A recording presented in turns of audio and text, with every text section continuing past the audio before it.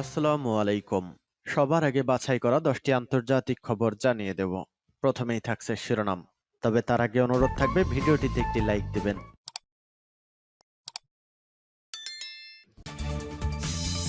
সংবাদের শুরুতেই জানিয়ে দিব সংবাদ শিরোনাম। বৈঠকের আগে ইউক্রেন ও রাশিয়ার তীব্র হামলা পাল্টা হামলা।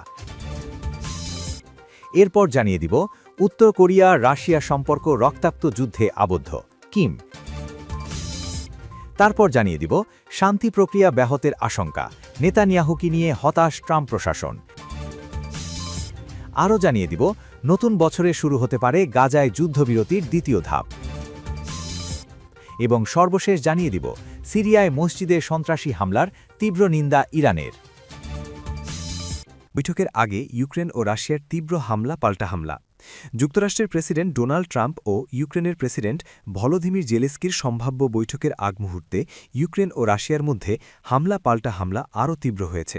শনিবার ২৭ ডিসেম্বর ইউক্রেনের জেনারেল স্টাফ জানায় গত একদিনে রাশিয়া কিয়েভ সহ বিভিন্ন এলাকায় ব্যাপক ক্ষেপণাস্ত্র ও ড্রোন হামলা চালিয়েছে। এসব হামলায় জ্বালানি অবকাঠামো ও গুরুত্বপূর্ণ স্থাপনাকে লক্ষ্য করা হয়। পাশাপাশি আর্টিলারি ও রকেট হামলায় ইউক্রেনের বিভিন্ন অবস্থান ও বসতিতে ৪,০০০-এর বেশি গোলাবর্ষণ হয়েছে। ইউক্রেনের দাবি এসব লড়াইয়ে গত একদিনে রাশিয়ার প্রায় ১,২০০ সেনা হতাহত হয়েছে। এছাড়া ৫টি ট্যাঙ্ক, ১৯টি সাঁজোয়া যান, ৩৩টি আর্টিলারি ব্যবস্থা, ২০৫টি ড্রোন এবং ১.৫ শতাধিক সামরিক যান ধ্বংস করা হয়েছে। অন্যদিকে রাশিয়ার প্রতিরক্ষা মন্ত্রণালয় জানিয়েছে তারা রাতভর চালানো ইউক্রেনের ৬২টি ড্রোন ভূপাতিত করেছে।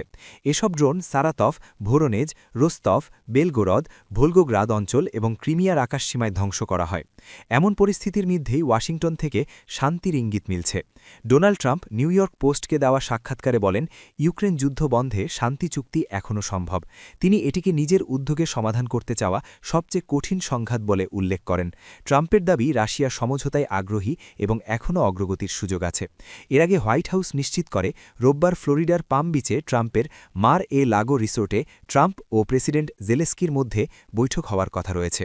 জেলেস্কি জানিয়েছেন ওই বৈঠকে ইউক্রেনের নিরাপত্তা নিশ্চয়তা এবং প্রস্তাবিত ২০ দফা শান্তি পরিকল্পনা নিয়ে আলোচনা হবে। তবে বৈঠকের বিস্তারিত কাঠামো এখনও আনুষ্ঠানিকভাবে প্রকাশ করেনি হোয়াইট হাউস। উত্তর কোরিয়া রাশিয়া সম্পর্ক রক্তাক্ত যুদ্ধে আবদ্ধ কিম। রাশিয়ার প্রেসিডেন্ট ভ্লাদিমির পুতিনকে নতুন বছরের শুভেচ্ছায় উত্তর কোরিয়া ও রাশিয়ার সম্পর্ক আগের চেয়ে গভীর হয়েছে বলে মন্তব্য করেছেন উত্তর কোরিয়ার নেতা কিম জং উন।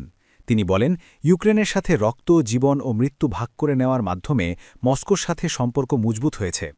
শনিবার ২৭ ডিসেম্বর রাষ্ট্রীয় সংবাদ মাধ্যম Korean central news agency KCNA কিমের এই বার্তা প্রকাশ করে। এতে তিনি বলেন, চলতি বছর উত্তর কোরিয়া রাশিয়া সম্পর্কের জন্য অত্যন্ত অর্থবহ একটি বছর এবং এই সম্পর্ক বর্তমান প্রজন্মের গণ্ডি পেরিয়ে ভবিষ্যৎ প্রজন্মের জন্য এক মূল্যবান সম্পদ হয়ে থাকবে।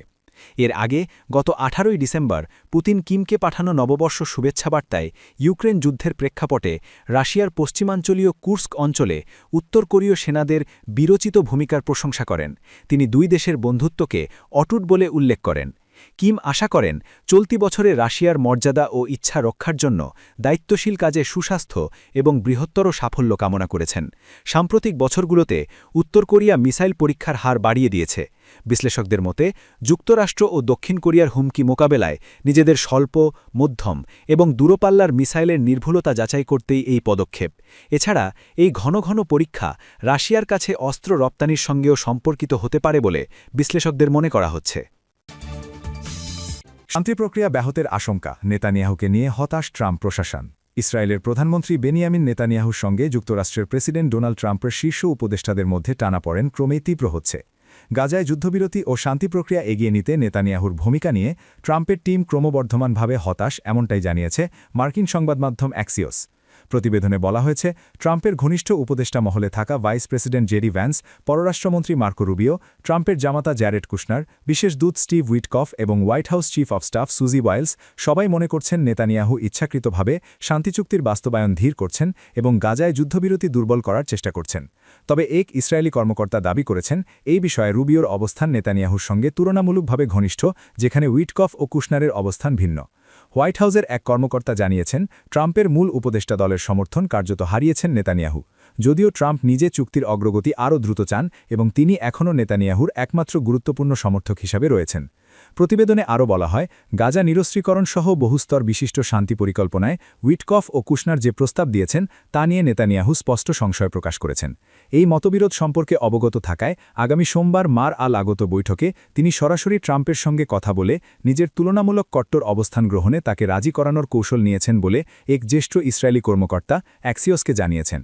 চুক্তির প্রথম ধাপ, যা গত 10 অক্টোবর কার্যকর হয়, তাতে ইসরায়েলি জিম্মিদের মুক্তির বিনিময়ে ফিলিস্তিনি বন্দীদের মুক্তির বিষয়টি অন্তর্ভুক্ত ছিল। তবে এই ধাপে যুদ্ধবিরতি কার্যকর রাখার প্রতিশ্রুতি পুরোপুরি পালন করতে ব্যর্থ হয়েছে ইসরায়েল। যুদ্ধবিরতির পরও ইসরায়েলি বাহিনীর হামলায় অন্তত 411 জন ফিলিস্তিনি নিহত এবং 1118 জন আহত হয়েছেন। চুক্তির 2-3 ধাপে গাজা শাসনের জন্য একটি অস্থায়ী টেকনোক্র্যাটিক কমিটি গঠন, পুনর্গঠন কার্যক্রম শুরু, একটি শান্তি কাউন্সিল প্রতিষ্ঠা, আন্তর্জাতিক বাহিনী মোতায়েন, গাজা থেকে আরও ইসরায়েলি সেনা প্রত্যাহার এবং হামাসের নিরস্ত্রীকরণ অন্তর্ভুক্ত রয়েছে। জাতিসংঘের হিসাব মতে ইসরায়েলি যুদ্ধে গাজা পুনর্গঠনের ব্যয় প্রায় $70 বিলিয়ন। 2023 সালের অক্টোবর থেকে চলমান যুদ্ধে এখন পর্যন্ত প্রায় 71,000 ফিলিস্তিনি নিহত হয়েছেন। নতুন বছরে শুরু হতে পারে গাজায় যুদ্ধবিরতির দ্বিতীয় ধাপ। নতুন বছরের শুরুতেই অর্থাৎ জানুয়ারি মাসেই ফিলিস্তিনের অবরুদ্ধ গাজায় যুদ্ধবিরতির দ্বিতীয় ধাপ শুরু হতে পারে। ইসরায়েলি সংবাদমাধ্যম চ্যানেল 13 এর বরাতে এক প্রতিবেদনে এ তথ্য জানিয়েছে টিআরটি ওয়ার্ল্ড। প্রতিবেদনে বলা হয়েছে, ওয়াশিংটন, ইসরায়েল ও আঞ্চলিক মধ্যস্থতাকারীদের জানিয়েছে নতুন বছরের শুরুতেই গাজা যুদ্ধবিরতির দ্বিতীয় ধাপ শুরু হওয়ার কথা আছে। চ্যানেল 13 বুধবার এক জ্যেষ্ঠ ইসরায়েলি কর্মকর্তার উদ্ধৃতি দিয়ে জানায়, যুক্তরাষ্ট্রের বিশেষ দূত স্টিভ উইটকফ ইসরায়েল ও মধ্যস্থতাকারীদের জানিয়েছেন যে গাজা চুক্তির দ্বিতীয় ধাপ জানুয়ারির শুরুতেই কার্যকর হবে। সংবাদমাধ্যমটি আরও জানায়, গাজার নিরস্ত্রীকরণ ছাড়াই যদি প্রেসিডেন্ট ডোনাল্ড ট্রাম্প দ্বিতীয় ধাপে এগিয়ে যান, সে বিষয় নিয়ে বেশ উদ্বিগ্ন ইসরায়েলি কর্মকর্তারা। মিডল ইস্ট মনিটরের তথ্যমতে মিশর, কাতার ও তুরস্কের মধ্যস্থতায় এবং ট্রাম্পের পৃষ্ঠপোষকতায় গত 9 অক্টোবর ইসরায়েল ও ফিলিস্তিনি প্রতিরোধ সংগঠন হামাস 2 ধাপের যুদ্ধবিরতিতে সম্মত হয়। তবে গাজার স্বাস্থ্য মন্ত্রণালয় জানিয়েছে, ইসরায়েলের যুদ্ধবিরতি লঙ্ঘন ও দ্বিতীয় ধাপে যেতে বিলম্বের কারণে 4 শতাধিক ফিলিস্তিনি নিহত হয়েছেন। 2023 সালের অক্টোবর থেকে গাজায় চলমান ইসরায়েলি আগ্রাসনে এখন পর্যন্ত 71,000-এর বেশি মানুষ নিহত হয়েছেন, যাদের অধিকাংশই নারী ও শিশু। এছাড়া আহত হয়েছেন 1,71,000-এরও বেশি মানুষ। সিরিয়ায় মসজিদে সন্ত্রাসী হামলার তীব্র নিন্দা ইরানের। সিরিয়ার হোমস প্রদেশের ইমাম আলী মসজিদের সন্ত্রাসী হামলার তীব্র নিন্দা জানিয়েছে ইরান। এক বিবৃতিতে দেশটির পররাষ্ট্র মন্ত্রণালয়ের মুখপাত্র ইসমাইল বাঘাই হোমস প্রদেশের ইমাম আলী বিন আবি তালিব মসজিদে নামাজরত মুসল্লিদের উপর চালানো হামলাকে বেসামরিক, নাগরিক ও উপাসনালয়ের বিরুদ্ধে স্পষ্ট সন্ত্রাসী সহিংসতা বলে উল্লেখ করেন। তিনি হামলায় নিহতদের পরিবারের প্রতি গভীর সমবেদনা জানান এবং আহতদের দ্রুত সুস্থতা কামনা করেন। সব ধরনের সন্ত্রাসবাদ ও সহিংস চরমপন্থার বিরুদ্ধে ইরানের দীর্ঘদিনের অবস্থান পুনর্ব্যক্ত করে বাঘাই বলেন, সিরিয়ায় চলমান নিরাপত্তাহীনতার মূল কারণ হল অবৈধ বিদেশি হস্তক্ষেপ, দেশটির সার্বভৌমত্ব ও ভৌগোলিক অখণ্ডতার লঙ্ঘন এবং সিরিয়ার কিছু অংশ দখল করে রাখা।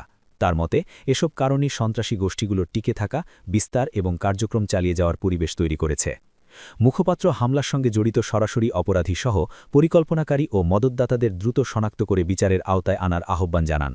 একই সঙ্গে তিনি সিরিয়ার অন্তর্বর্তীকালীন কর্তৃপক্ষের প্রতি বেসামরিক নাগরিকদের নিরাপত্তা নিশ্চিত করা এবং ভবিষ্যতে এ ধরনের হামলা প্রতিরোধে কার্যকর ব্যবস্থা গ্রহণের দায়িত্বের কথা স্মরণ করিয়ে দেন।